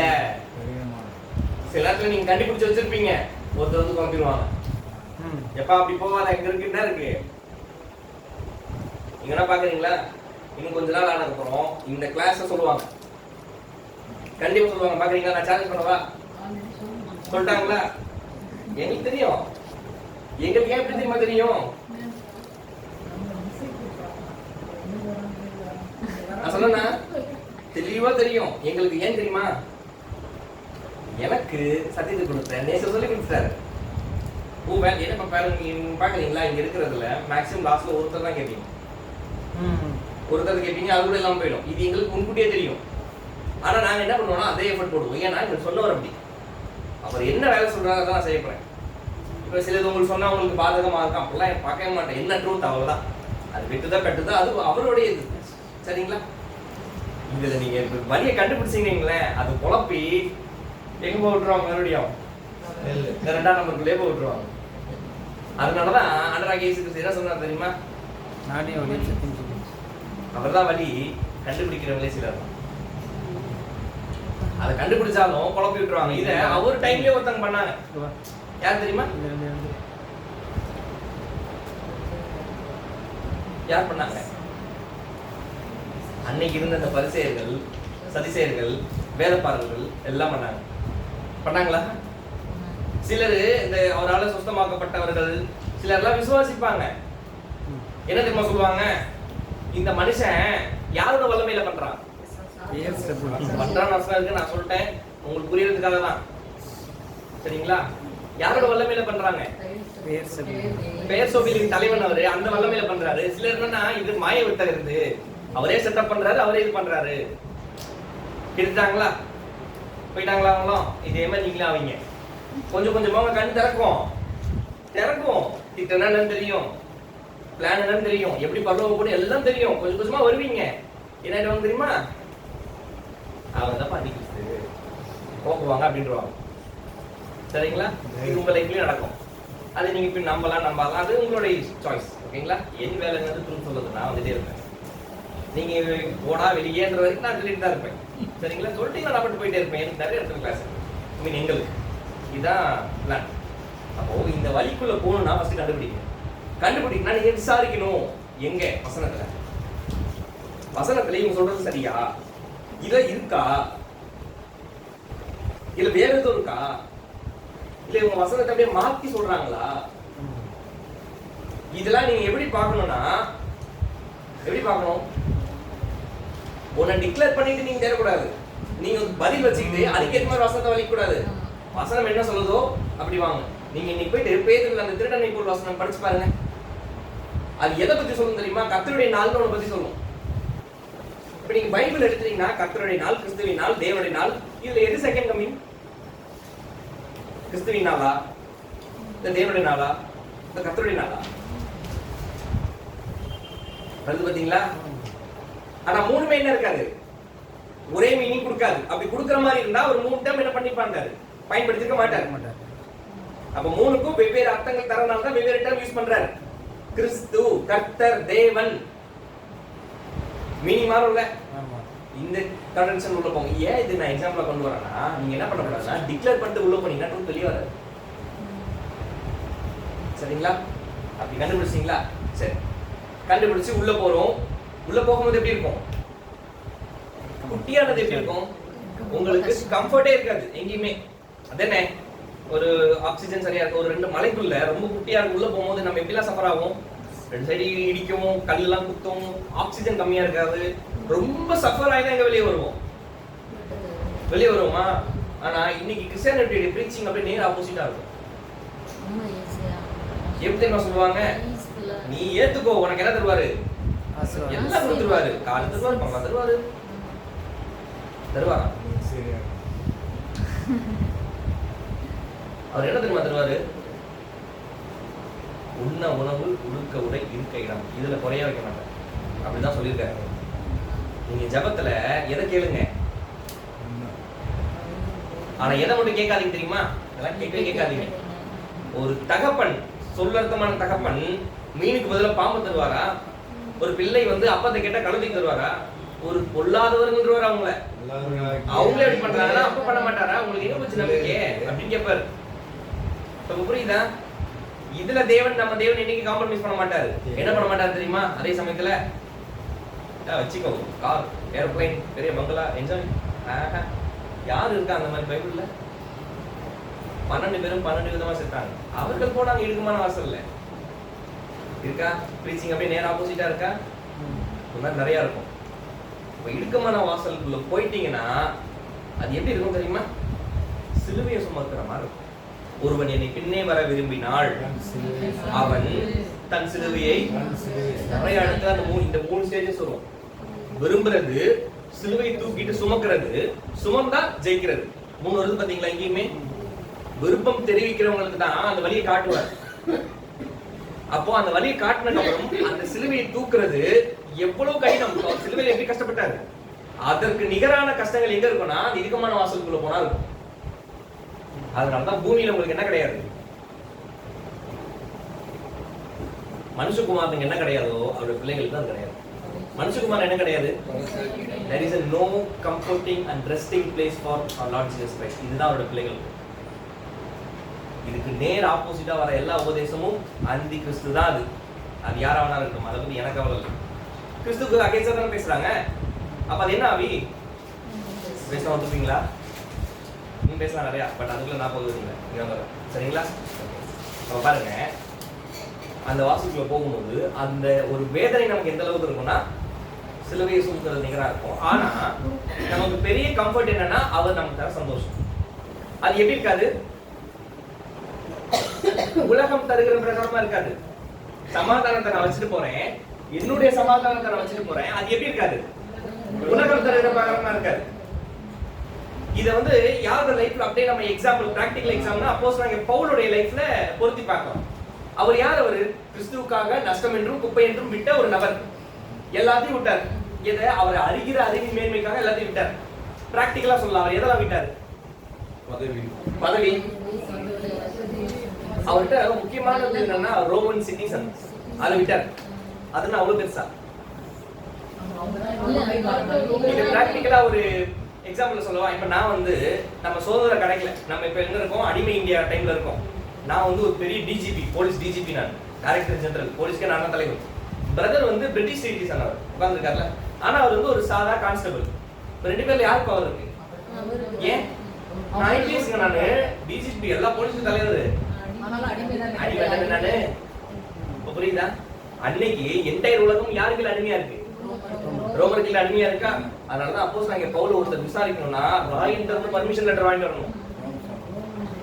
புரியுதா? ஏன்னா ரோமன் சிட்டிசன். அத என்ன பண்ணாரு தெரியுமா? தூக்கி அடிச்சாரு. அப்போஸ்தலனாகிய பவுல் எதையெல்லாம் குப்பை என்று தூக்கி அடித்தார்களோ இன்னைக்கு கிறிஸ்தவம் அதை கோபுரமாக கட்டி கொண்டிருக்கிறது. புரியுதா? அதுதான் நானும் அறியாமையில் கட்டி கொண்டிருக்கேன். ஆனா உண்மையாக ஆண்டவராகிய இயேசு கிறிஸ்துவை பின்பற்றவங்க எதுவுமே இருக்காது. என்ன இருக்கும் தெரியுமா? ஒன்னே ஒன்று, பூமியில உங்களுக்கு ஒன்னே ஒன்று தான் இருக்கும். தேவ சமாதானம், தேவ ஐக்கியம், தேவ சந்தோஷம். அது எப்படி இருக்கும் தெரியுமா? உலகம் தருகிற பிரகாரமா இருக்கு. உலகத்துல சந்தோஷம் என்னெல்லாம் சொல்றாங்க, அது எதுவுமே இங்க இருக்காது. இவ்வளவுதான் பிராக்டிகல். ஆனா எப்படி இருக்கும்? இதுக்கு பிராக்டிகல் எக்ஸாம்பிள் சொல்லவா? எனக்கு சோத்துக்கே வழி இல்லாத ஒரு பிச்சைக்காரனா இருக்குன்னு வச்சுக்கோங்க. தேவன் அந்த மாதிரி விட மாட்டார் யாரையுமே. ஏன்னா சாப்பிடுறது, போட்டுக்கிற ட்ரெஸ், இருக்கிற இடத்துல காம்ப்ரமைஸ் பண்ண மாட்டார். ஒருவேளை நான் அப்படி இருக்கேன்னு வச்சுக்கோங்களேன், நான் எப்படி இருப்பேன் தெரியுமா? நிம்மதியா ரோட்ல படுத்துக்குவேன். இது ஏன்னா அவர் எனக்கு சந்தோஷமா இருந்த மாதிரி. அவர் சொன்னார்ல, நான் ஒரு சமாதானத்தை வச்சுட்டு போறேன், அது என்னுடைய இது அப்படின்னாருல. அதை எப்படி நம்ம பார்க்கலாம்னா அவருடைய லைஃப் பார்க்கிறோம். அவர்கிட்ட என்ன இருந்துச்சு? கெத்செமனில கூடவே விட்டு போனாங்க. எப்படி இருந்தாரு? நான் தனித்திறேன், என் பிதா எப்பவும் என் கூட தான் இருக்காரு. புரிஞ்சா? எதுவுமே இல்ல அவர்கிட்ட. சீசர்கள் இல்ல, அன்பா நேச சீசர்கள் இல்ல, யாருமே இல்ல, எல்லாம் விட்டு ஓட்டாங்க. எப்படி இருந்தாரு? சமாதானமா சந்தோஷமா என்ன வேலைக்காக வந்தாலும் செஞ்சு முடிச்சுட்டு போயிட்டே இருந்தார். இதுதான் இறுக்கமான வாசலுக்குள்ள இருக்கிறவங்களுக்கான ஒரு கிராஸ் செக் பண்ணிக்கலாம். சரிங்களா? இந்த இடுக்கமான வாசலை ஓபன் பண்ணது யார்? இப்போ உள்ள போகணும்னா என்ன பண்ணணும்? கண்டுபிடிக்கணும்.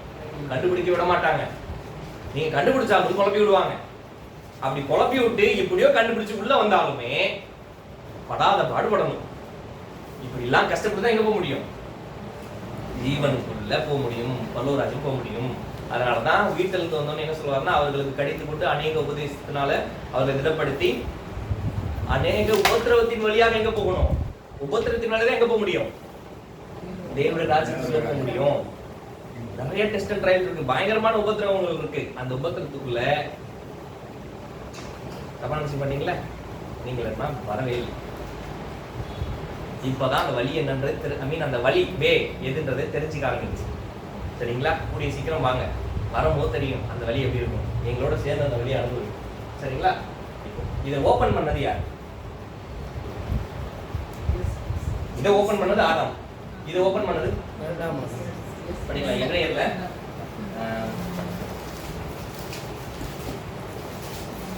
10ஆம் அதிகாரம் 19ஆம் வசனம். ஆகையால் சகோதரரே, நாம் பரிசுத்த ஸ்தலத்தில் பிரவேசிப்பதற்கு இயேசுவானவர் தமது மாம்சமாகிய திரையின் வழியாய் புதிதும் ஜீவனமான மார்க்கத்தை நமக்கு உண்டு பண்ணினபடியால் அந்த மார்க்கத்தின் வழியாய் பிரவேசிப்பதற்கு அவருடைய இரத்தத்தினாலே நமக்கு தைரியம் உண்டாயிருக்கிறபடியினாலும் தேவனுடைய வீட்டின் மேல் சாதாரணமா ஓபன் பண்ணல. எப்படி ஓபன் பண்ணாரா? அவருடைய மாம்சத்தை திரையை கிழிச்சு ஓபன் பண்ணாரு. புரியுதா? அவர் ஓபன் பண்றதுக்கு, அந்த வழியை ஓபன் பண்றதுக்கு சாதாரணமா இல்ல, மாம்சத்தின் திரையை கிழிச்சது. அப்ப வேத வசனம் ஒரு உணர்வை வெளிப்படுத்துதா? அது எவ்வளவு கடினம் அப்படின்றது பாருங்க. நேர் opposite. Adam just like that open பண்ணாரு, சாதாரணமா ஓபன் பண்ணாரு. ஆனா இவரு பாருங்க, என்னுடைய சரீரத்தை இந்த சைடு ஒரு கையை பிடிச்சி இழுத்து இந்த ஒரு சைடு பிடிச்சி பிச்சா எப்படி வலி இருக்கும், அந்த அளவுக்கு வலிய வேதனை அனுபவிச்சுதான் திறந்திருக்காரு. எதை? புதிதும் ஜீவ மார்க்கத்தை சாதாரணமா ஓபன் பண்ணல. அப்ப அந்த அளவுக்கு ஒரு கஷ்டப்பட்டு ஓபன் பண்ணிருக்காருன்னா இந்த வலியோட இந்த வலி வேயோட இம்பார்ட்டன்ஸ் என்னன்னு புரியுதா? அதனாலதான் அது கண்டுபிடிக்கிறவங்களே சிலர், அதுக்குள்ள போறவங்க இன்னும் சிலர், ஜெயிச்சு வெளியே வரவங்க ரொம்ப சொற்பம். அதனாலதான் பயப்படாதே சிறுமந்தையே, உங்களுக்கு எதை ராஜ்யத்தை கொடுக்கல யாசித்தமா இருக்கா? பெரிய கூட்டம் கிடையாது, சிறுமந்தை, ஒரு சின்ன கூட்டம். அவங்க தான் எங்க போறாங்கன்னா இங்க போறாங்க. அதுல நீங்க இருக்கீங்களா அப்படின்றது அது உங்களுக்கும் தேவனுக்கும் மட்டும்தான் தெரியும். எது கிராஸ் செக் பண்ணணும் தெரியுமா? உங்களுடைய அன்றாட வாழ்க்கை அதை வெளியே காமிச்சு. ஸோ அதிகமான ஒரு முக்கியமான எப்படின்னா, நம்ம இருக்கக்கூடிய டைம் பார்த்தீங்கன்னா ரொம்ப கம்மி. இந்த அப்படியே நெகேமியா வாழ்ந்த காலம் மாதிரி நம்ம இருக்கணும். ஒரு பக்கம் கட்டிகிட்டே இருக்கணும், ஒரு பக்கம் வெட்டிகிட்டே இருக்கணும். அழகம் கட்டினாங்க அப்படிங்களா? கட்டமும் சுற்றி சத்துருக்கள் மூலியமா பிரச்சனை. ஒரு கையில கத்தியும் ஒரு கையில என்ன பண்ணுவாங்க, செங்கல் வச்சு கட்டிட்டு இருப்பாங்க. அந்த மாதிரி வாழக்கூடிய டைம் நிறைய சிந்தனைகள் வரும், நிறைய டைமென்ஷன்ஸ் வரும். ஸோ நிறைய தவறான உங்களை வளர்த்தக்கூடிய காரியங்கள் வரும், உங்களுக்கு நெருங்கின சொந்தங்கள் மூலியமா வரும். அப்புறம் என்ன ஆயிடுறீங்கன்னா ஈஸியாக ஏமாந்துருக்கு. சரி இல்லைங்க, பாருங்க அது என்னதான் இருக்குன்னு. சரிங்களா? வழியில நின்று விசாரிச்சு கேட்டு எந்த நல்ல வழியோ அதில் போகும். சரிங்களா? அது 2 வழி புரிஞ்சா?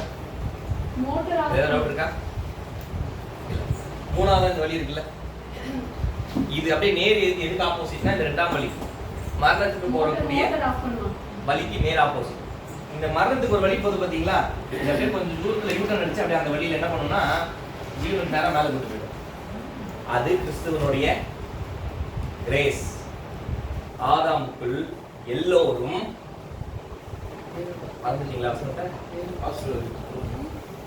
ஆதாமுக்குள் எல்லோரும் மரிக்கிறது போல கிறிஸ்துவுக்குள் எல்லோரும் 15ஆம் அதிகாரம்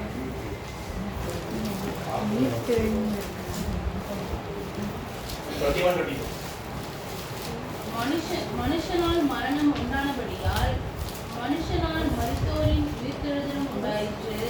ஆதாமுக்குள் எல்லோரும் மரிக்கிறது போல கிறிஸ்துவுக்குள் எல்லோரும் உயிர்ப்பிக்கப்படுவார்கள். புரிஞ்சா? இந்த மரணத்துக்கு போற வழி இருக்கு பாத்தீங்களா? மரணத்துக்கு போகக்கூடிய வழி, இது 2 வழி போகும். ஒண்ணு வந்து நமக்கு நம்மள என்ன பண்ணணும்னா 2ஆம் மரணத்துக்கு கூட்டு போய் விட்டுரும், நித்திய அழிவு. இன்னொரு வழி என்ன பண்ணணும் தெரியுமா? ஆதாமுக்குள் மரிக்கிறது போல எல்லாமே இப்ப மரிக்கிறாங்களா, அப்படியே யூட்டர்ன் எடுத்து கிறிஸ்துக்குள்ள எல்லாம் வந்துருவாங்க. புரிஞ்சா?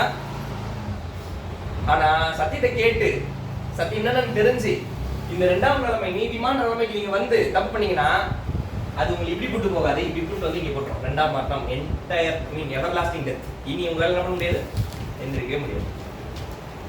இதெல்லாம் யாருன்னா சத்தியம் தெரிஞ்சு எல்லாமே தெரிஞ்சு தப்பு பண்றவங்களுக்கு. அந்த நிலைமைக்குள்ள நம்ம இன்னும் வரல, இப்பதான் போயிட்டு இருக்கோம், மேலே இருக்கோம். சரிங்களா? அதெல்லாம் பயப்படாதீங்க. ஓகே? அப்ப இந்த 3வது வழிக்கான வசனம் படிச்சோம்னா ஏசாயால 35:8-9. ஏசாயா 35ஆம் அதிகாரம் 8.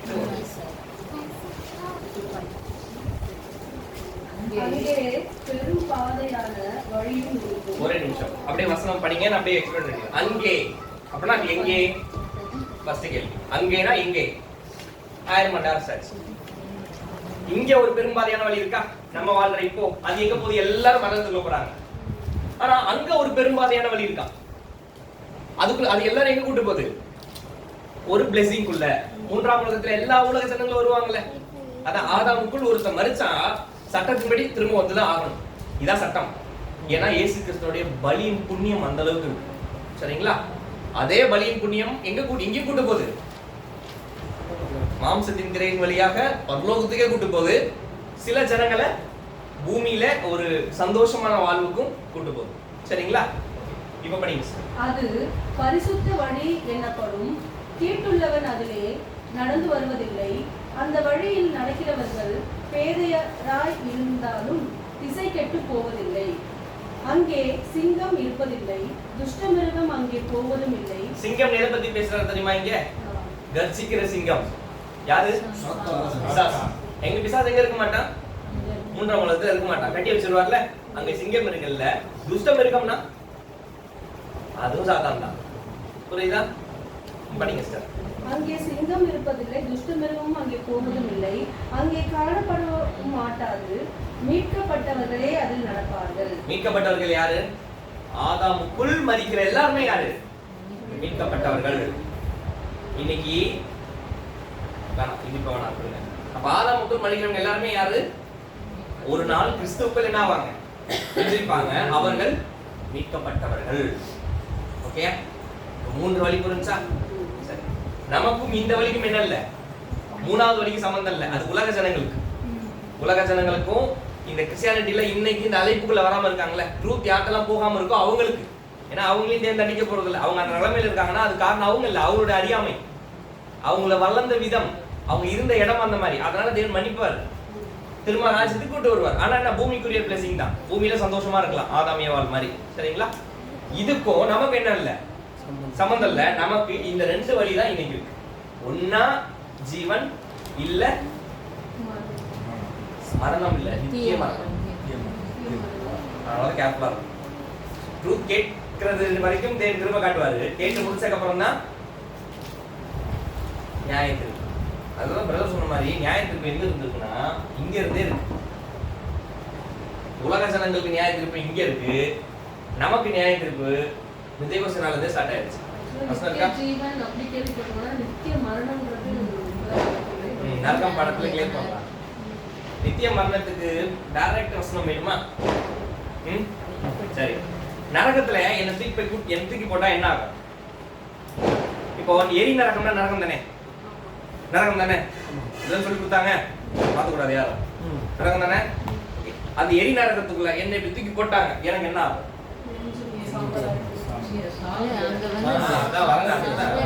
என்ன இல்ல, சாவு இல்ல, ஆனா என்ன இருக்கும்?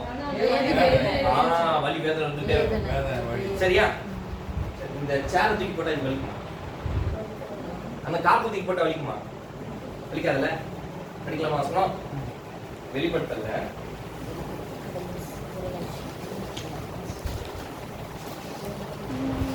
20ஆம் அதிகாரம் 14ஆம் வசனம். அப்பொழுது மரணமும் பாதாளமும் அக்கினி கடலிலே தள்ளப்பட்டன. இது 2ஆம் மரணம். 2ஆம் மரணம்ன்ற டேர்ம் இங்க தான் பைபிள்ல இருக்கும். செகண்ட் டெத் இருக்கும். சரி, இந்த அக்கினி கடல்ல எதை கொண்டு போய் போறாங்க? மரணமும் பாதாளமும். சரி, எனக்கு மரணத்தையும் பாதாளத்தையும் காட்டுங்க. காட்டுங்க, அது எங்க இருக்கு? இங்க இருக்கா? இங்க இருக்கு. இங்க இருக்கு. மரணத்தையும் பாதாளத்தையும் காட்டுங்க.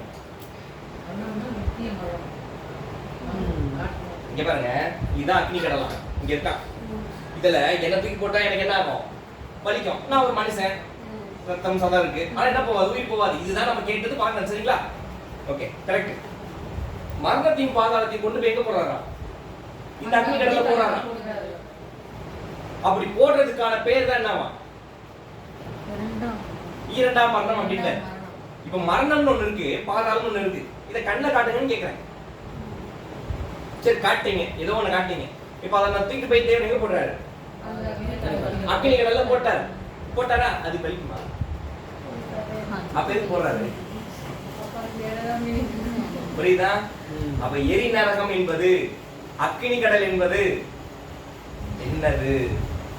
நம் வேதம், நம் நேசர், நம் ஆண்டவராகிய இயேசு கிறிஸ்து அக்கினி கடல், எரி நரகம் என்று எதை சொல்கிறார்? இப்ப அது லிட்டரலா இல்லைன்றது புரிஞ்சா? ஏன்னா நம்ம இந்த ஏரியா பக்கம் வந்திருக்க மாட்டோம். எங்க அதிகமா டிராவல் பண்ணுவோம் தெரியுமா? மார்க் 9ஆம் அதிகாரம் தான். என்னங்க முடிச்சிடலாம். இன்னைக்குமே டைம் இருந்தா பார்க்கலாம், இல்லைன்னா அடுத்த பார்க்கலாம். மார்க் 9ஆம் அதிகாரத்துல 43, 44, 45, 46 எல்லாம் வசனம் மட்டும் பாருங்க. ஏன் முகத்தை பாருங்க. இல்ல வேணாம் சார், என்ன பாருங்க, இது எல்லாம் தெரிஞ்சதுதான். அந்த 45ல இருந்து 47 வரைக்கும் இது நமக்கு தெரிஞ்சதுதான். என்னது? எனக்கு கை, இடரலா இருந்தா வெட்டிடு, கண் இடரலா இருந்தா புடிங்கி போட்டுரு. ஏன்னா 2 கண் 2 கையோட நான் எங்க போக கூடாது. அதுக்கு பெட்டர் நீ எப்படி இருக்கு, ஒரு கண் ஒரு கையோட இரு அப்படின்ட்டு. சரி, நரகம் இருக்கா, தூக்கிட்டு போய் போட்டாரா, போட்டுறாரு, அப்படிதானே? அது சொல்ல அர்த்தமா இருக்குல்ல. அப்போ அது சொல்ல அர்த்தமா இருந்ததுன்னா மேல சொல்லப்பட்டது என்னது, ஒரே கான்ட்ராக்ட். எனக்கு இன்னைக்குதான் வசனம் நம்பர் பிரிச்சிருக்காங்க, முன்னால என்ன கிடையாது. ஒரு 1000 வருஷம் போட்டீங்கன்னா நம்பர் இல்ல, அப்படியே கான்ட்ராக்ஷனா இருக்கும் ஒருத்தருடைய கான்வர்சேஷன். இப்ப நான் பேசுறேன், நான் பேசினதை பிரதர் என்ன பண்றாரு, நம்பர் வசனம் 2 3 அப்படின்னு பிரிச்சு காமிச்சிருக்காரு. அப்போ ஆண்டவரா கேசுக்கு ஒரே சீக்வன்ஸ் தான் பேசுறாரு. ஒரே சீக்வன்ஸ்ல ஒரு இதை லிட்டரலாவும் ஒரு இதை அடையாளமாவும் பேசுவாரா? ஒன்னா அடையாளமா பேசிடணும், இல்ல லிட்டரலா பேசிடணும். கரெக்டா? இப்போ ஒரு கை ஒரு கண், இதோட நான் ஜீவனுக்குள்ள போயிடணும்ன்ற. எதுக்குள்ள? 2ஓட நீ அங்க போறது பதில. இப்ப இதை நம்ம லிட்டரலா எடுப்போமா? எதை இங்க போய் போடுறாருன்னு சிஸ்டர் சொன்ன மாதிரி. ஆனா எதை எடுக்க மாட்டோம் தெரியுமா? இந்த ஒரு கையை மட்டும் எடுக்க மாட்டோம். நீங்க இந்த வசனத்தை லிட்டரலா எடுத்தீங்கன்னா எல்லாருமே எப்படிதான் அலையணும் தெரியுமா? ஒரு ஒத்த கை ஒத்த கண்ணோட தான் அலையணும். இதுல பெரிய விஷயம் என்ன தெரியுமா? இங்கிலீஷ் பைபிள் யார்கிட்ட இருக்கு? English Bible. இங்கிலீஷ் பைபிள்ல 44வது வசனமும் 46வது வசனமும் இருக்காது. ஏன் சொல்லிட்டேன்ல, ஏன் இல்ல அது?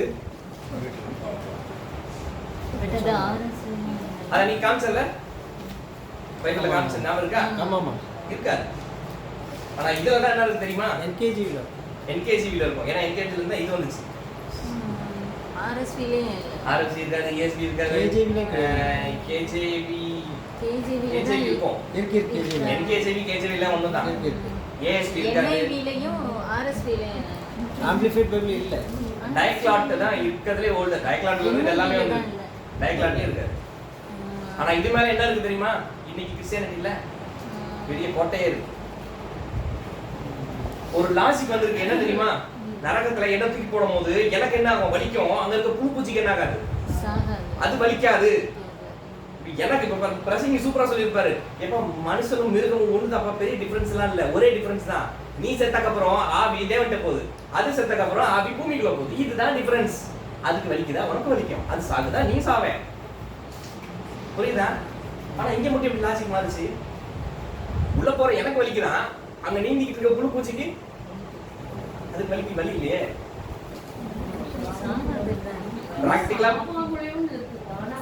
வலிக்குமா வேதனை? நம்ம என்ன கோட்டை கட்டிக்கிறோம் தெரியுமா? அங்க கடிக்கும், மேல ஊறும், இப்படிதான் கட்டி வச்சிருக்கோம். அதுக்குதான் வரேன். ஆனா இந்த வசனமே என்ன பைபிளே இல்ல ஆக்சுவலி. சரி, இதை சேர்த்தது யார்? யார் சேர்த்திருப்பா? அது எந்த ஆவி? Anti Christ.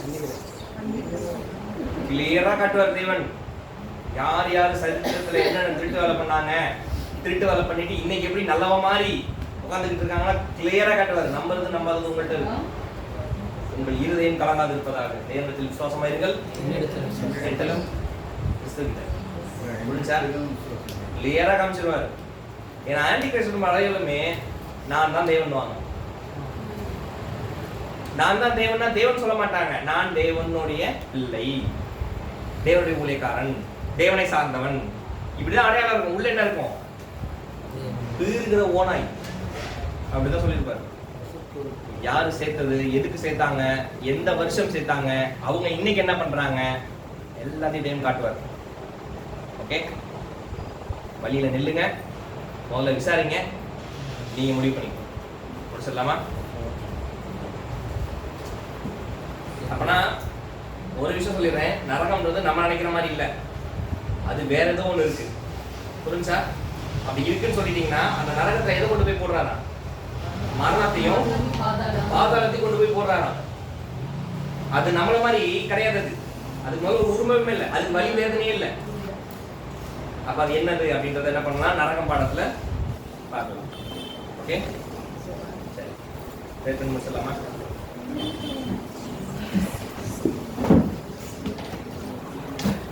ஜெபம் செய்வோம். சர்வ வல்லமையும் இரக்கமும் இருப்பதாக. உங்களுடைய சதா காலம் துதிக்கான மகிமையாக ஆனால் இயேசு கிறிஸ்துவின் மூலமாக இருக்கிறோம். ஒரு விஷயம் நாங்கள் உமக்கு விரோதமாக செய்த பாவங்களையும் மீறுதல்களையும் திருப்தியாக இறுக்கமாக மன்னித்து ஒன்றுக்கும் தகுதியில்லாத எங்களையும் உங்களுடைய தகுதிக்குள்ளாக கொண்டு வந்து தகப்பனே உங்களுடைய பரிசுத்தமுள்ள சத்தியத்தை நீர் எங்களுக்கு தந்த கிருபைக்காக நன்றி அப்பா.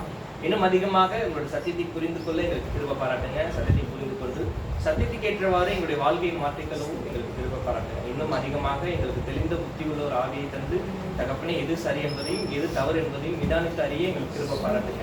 எங்களுடைய வாழ்க்கையிலிருந்து எல்லா விஷயத்தையும் உங்களிடத்திற்கு கருத்துக்களாக நாங்கள் ஒப்படைக்கிறோம் அப்பா. உங்களுடைய தெய்வீக சித்தத்துக்கு ஏற்ப திட்டத்துக்கு ஏற்ப எங்கள் நடத்துங்க. இப்பொழுதும் நாங்கள் பிரிந்து செல்கிறோம்.